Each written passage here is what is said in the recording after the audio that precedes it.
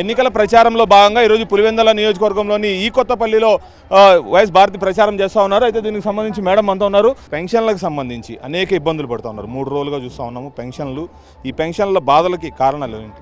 అంటే వాళ్ళు ఈసీకి లెటర్ రాసినట్టున్నారు పంపించద్దని. చాలా దురదృష్టకరము. పాపం ఓల్డ్ పీపుల్ ఈ ఎండల్లో పోయి తీసుకొని రావడము చాలా దురదృష్టకరము. Plus bank అకౌంట్స్లో వేస్తామంటున్నారు. ఇవన్నీ కూడా బ్యాంక్ అకౌంట్స్లో వేసినా పోయి తెచ్చుకోవాలి కదా, కష్టం. But as a human being I think పాపం ముసలోళ్ళు కష్టపడమే, అది ఎండాకాలం పోయి తెచ్చుకోవడం కష్టం కదా. ముసలోళ్ళకి కానీ డిజేబుల్డ్ పీపుల్ కానీ పోయి తెచ్చుకోవడం కష్టం. అంటే పెన్షన్లకు సంబంధించి 3,500 జగన్ ఇస్తానన్నారు. 4,000 నేను ఏప్రిల్ నుంచి ఇస్తానంటున్నాను.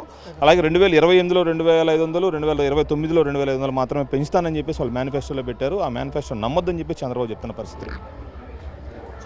చంద్రబాబు నమ్మదగిన మనిషి కాదని అందరూ అనుకుంటారు. ఆయనకి ఇంతవరకు ఇచ్చిన మాట నిలబెట్టుకునే ఇది లేదు.